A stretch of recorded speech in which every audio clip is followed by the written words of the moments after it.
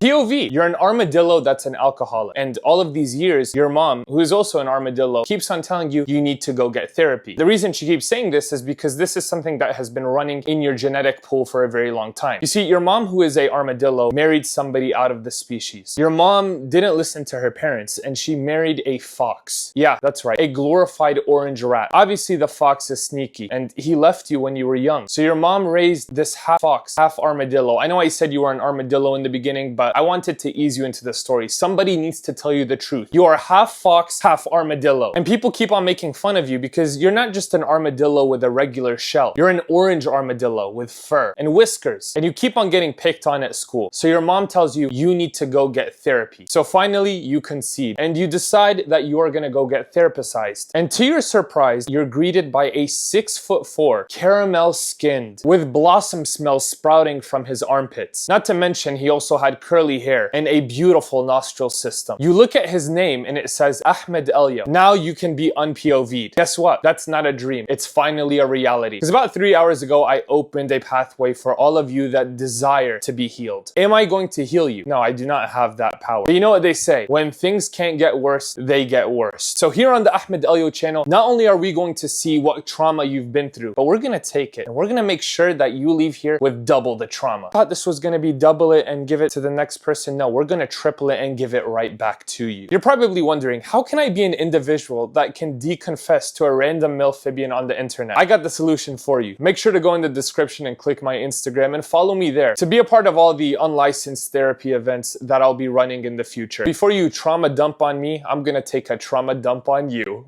I have been dealing with severe neck pain. Words are just words. So let me go ahead and show you the physical damage that it's been doing to me. So it starts right here and then it moves all the way to the other side. If it was just the left and the right side of my neck, I would be okay with it because I don't want to be two-faced. But guess what? This neck pain is not your regular neck pain. Do you guys see that? Oh, it's horrible. You know what I'm saying? If you genuinely feel bad for me, comment nice neck in the comment section down below because that will make me feel much better. It's time for me to officially go from Ahmed to Advil. Let's go ahead and figure out what's going on in your little nucleus. Okay, my ex looks just like you, like exactly like you, and I follow you so I can see him. Not only is this extremely disturbing on your side, but it's also extremely disturbing on my side. But that's the thing about being a therapist. Sometimes you have to swallow the pill. How can we turn this phase of your life also into an ex? Now, as someone that hasn't been in a relationship, I am the exact person that you want to be hearing this from. Not only can nobody really look like me due to my insane facial competence, but also this is just not healthy. Matter of fact, this is fast food. You will never be able to truly heal from whatever relationship you were in if you can't truly get out of that relationship. By connecting to the images of those people and memories of those people, you're only sending yourself back into a spiral. And if you have no intentions of truly being with this person, like if you told me you followed me because you like my content, I know, hard to achieve. That would just make a lot more sense. But if you're watching my content purely for the fact that it's going to remind you of somebody that maybe traumatized you or untraumatized you, considering because he is your ex, you're unsynced with him for a reason. By looking at my face with the intention of looking at your ex, you're not opening the wound. You're opening the wound and bang salt right into it. So my suggestion would be is boycott my videos for a while, even though I would never tell anybody to do that, but I genuinely think it might be for your betterment. If you're watching my videos truly to remember your ex, you are never going to move on. I'm gonna sacrifice you watching my content for the greater good. I dated this guy for 4 years and 6 months. He got married 4 months after we broke up. I don't think you dated that guy. I think you were just a date to that guy. And not like you went on a date with him, like a physical date. I probably shouldn't have turned you into a fruit, so let's actually take you out of Whole Foods altogether. Now, as an Islamified individual, we do not date. We don't really have this concept of dating. You only get to really know the person under the jurisdiction of their parents witnessing that happen. And I'm saying that because I'm probably not the right person to tell you what to do in this scenario, but I'm not gonna act like this is a concept that I haven't heard conceptualized to me. Like, this is not that foreign. I've seen people do this before. I feel like you can get to know a person pretty quickly. And I'm not saying like that can happen in a couple of minutes, but over the span of a couple of months or even a year, you get to see that person in perfect PNG format. You'll get to get a good understanding of where this person's priorities are. Yeah, people can act for a little bit, but if you see them over a consistent period of time, eventually their true colors are going to be colored. And I think you waiting that long for him to do anything about your situation, meaning he didn't pop a ring or he didn't decide to take this relationship to the next level, just shows that he was very unserious from kickoff. Now, I'm saying this knowing that you're hurting, and I think it's a good learning lesson, and I don't want to turn you into the learning assignment. I've seen this time and time again where people hold themselves to this standard where they think, oh yeah, I'll date this person or I'll get to know this person for a period of time, and ultimately you're just playing yourself. If somebody truly likes you, they're gonna make sure that nobody else can have the ability to like you like they like you. I feel like that concept doesn't sink into a lot of people's heads. And in this specific scenario, there's only two options. Either he was cheating on you or he knew he was never going to marry you. Like I said, I'm not in a relationship yet. I haven't even gotten on the ship. I'm probably on the rescue boat. That's even generous. I'm probably drowning in the water. And I think this is one of the things that I would prioritize from the beginning. What do I want to achieve with this relationship? And I'm not saying that every goal in a relationship has to be exactly the same. But if we're going to collab, we have to make sure that some of the things that we want to achieve do align. But by starting a trial with this person, not a proper subscription, just a trial, you're always opening up an avenue for yourself to get played. Now, even though you broke up, it's fair to say, based on the way that he has carried things out, that he's probably going to still be broke. And because you have this moment to yourself, you have a really good chance to be up. Even though this is a bitter experience that you've been through, it's good to know that you have a chance now to make things sweet. I OD'd as a baby because my bio parents were addicts. I stayed in their custody for another year after. First of all, where is child services? Because they are doing a great child disservice. And also, how did it feel? I want you to explain how it felt to OD in baby terms. Yeah, that's right. Tell me how that white snow felt in goo goo goo goo gaga. You were in a family based on Breaking Bad. Now, even though your dad is Walter Loves White, this is gonna sound like the corniest of the cobs, but I truly believe through the toughest situations, you're able to grow so much as a person. And to be quite frank with you, I don't know how negatively or how positively you've taken this situation through this Instagram box that limits you in word count. But I think this scenario shows how strong you are as a person. Even as a baby, staying in their custody a year after, it actually speaks volumes. You're not a regular Cocomelon. You are different. And I think for you to even be confessing this in my Instagram box, I truly do feel honored. Because if I OD'd as a baby, I wouldn't be a Cocomelon. I would be a melon on that cocoa. So yeah, even though this just breaks me bad, I am so proud of you. On a side note, if you were to be a princess, you would probably be Snow White. Here's another traumatizing one. A woman spoke to me at uni. Wow, how did it feel? That's such a foreign concept to me. What was it like? So let me get this straight. A pair of breathing X chromosomes crawled towards you. This sounds like a Narnia experience. This is the stuff we hear about in tales and books. I'm assuming you're shocked that a woman spoke to you, and judging off of your profile pic, honestly, I would be pretty shocked too. That was a joke, by the way. I didn't look at your profile pic. Don't feel profiled. You're good, man. You're probably a super attractive guy. I don't know if I should read this one to you guys. This one is really bad. This is really traumatizing. There were mushrooms in my mac and cheese once. This is just wrong, and honestly, there is no hope for you. It's all over. You have to give up. But I am very curious as to what course of action you took. Like, if there were mushrooms in your mac and cheese, did you continue to mac on that mac and cheese? Because if you realize that one of the ingredients in your mac and cheese was a foreigner, and you know mac and cheese has a zero foreigner policy, it's just mac and cheese. If there's anything else in there, then it's not mac and cheese. But if you did recognize that and then proceeded to not mukbang on it, then we can have a conversation. This is the first time my earlobes have truly lobed through something like this. I've never heard anything so atrocious in my life. I do think it's going to be very hard for you to be a normal person after this experience. If you became a serial killer that has a documentary on Netflix based on them, I wouldn't be surprised, and I wouldn't even judge you. I've been third wheeling to 2 capules at the hangout unwillingly. This is not something I can therapize you on. Just stop going to the hangout. If the hangout is not a hangout and it's a hinge out, why are you going there? And if you are in this situation currently, which in that case, why don't you use your first, second, and fourth wheel to drive away? I want to marry so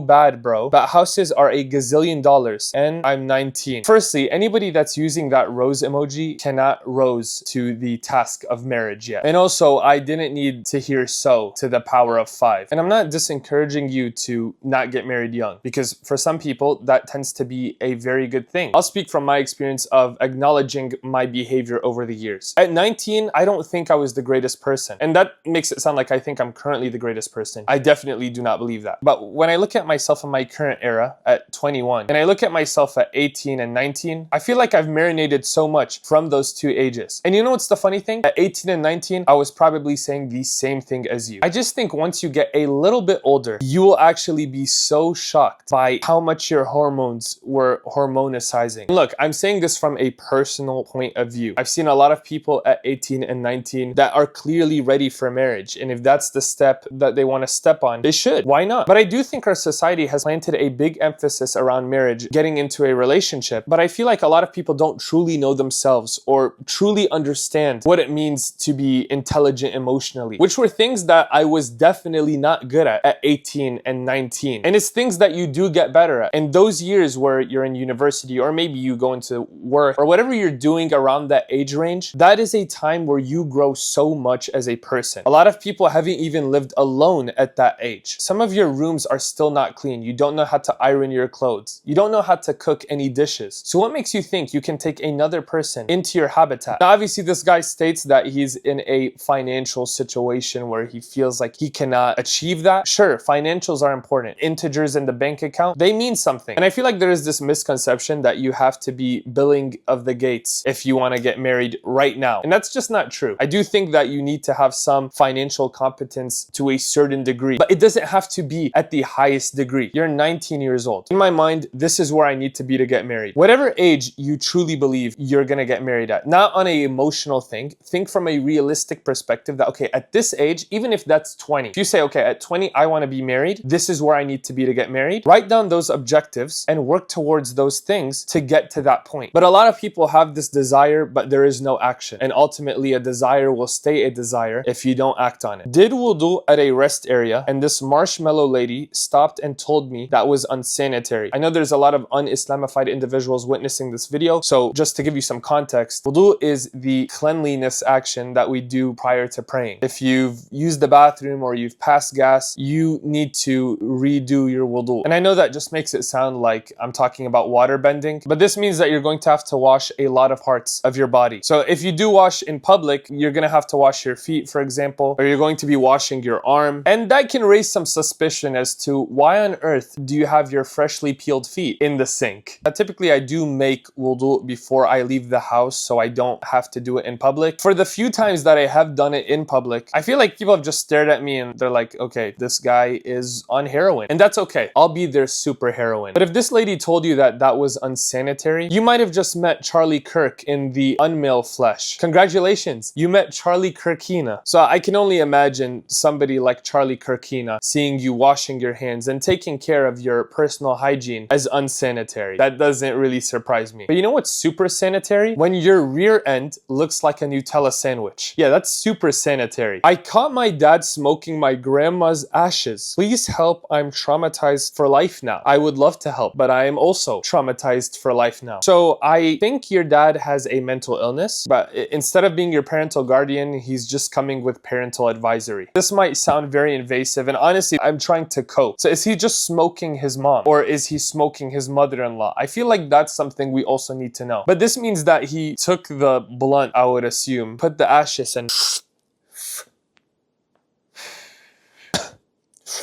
yo, Granny low-key hidden today. All my exes are friends. I feel like the first question I have to de-question is, how many exes do you have? Are we talking about 1, 2, or are we talking about tribes? Because in that case, you've created an exatron. You just have a glob of exes that waddle towards you every day. And also, were they friends prior to you exing them? Or did they become friends after bonding over your demise? The next person did multiple episodes. This is a whole season. They didn't just give us one episode. They gave us multiple episodes.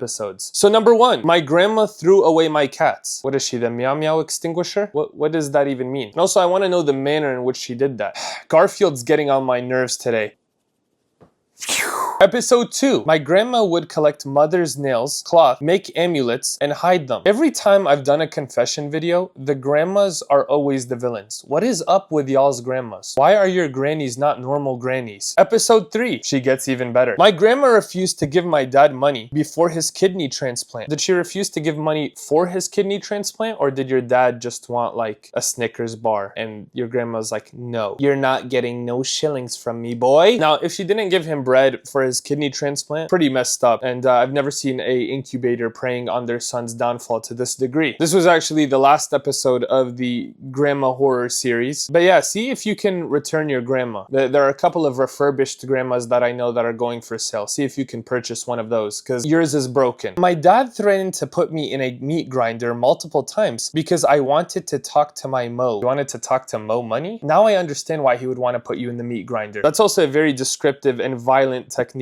that no one should ever use under Coco Melons, or even get remotely in the vicinity of that. I think any form of abuse is wrong. This is really bad. Now, it's clear that your parents are separated, which is why you wanted to talk to your mom and he was not okay with that. But this is just not a stable individual. Because I've never heard somebody unironically say, I'm going to put you in the meat grinder. I've heard other things, but they were ironically said. They were not iron deficient. But because you're confessing this, I'm assuming it's iron deficient, which means you might need to get to your mom as soon as possible. My dad used to hit me with a hammer. Why do you have a Bob hates the builder relationship with your father? I shouldn't be asking you that. I should ask your father why he's using Home Depot supplies on his descendant. But I'm happy you're still able to type. That's a good sign. That means as much fall damage as we would assume. I ate multiple larvae because crunchy. Can you imagine in 152 years when you will be a mukbang for worms underground? They're munching on you, they're delving into you, they reach your intestines, and as they're munching away, they're like,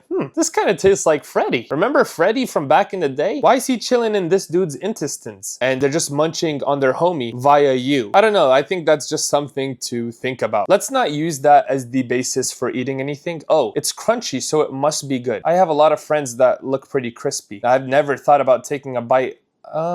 Actually, that's not true. My dad put raw orange juice in my left eye, and my sister and him laughed as the acid burned. What are these Dr. Doofenshmirtz households you guys live in? Also, what is raw orange juice? Is there cooked orange juice that I'm just not aware of? But this is the scene straight out of a Marvel movie. Your dad is just squeezing the orange juice into your pupils. Do your pupils like this pulp? And your sister is laughing in the background.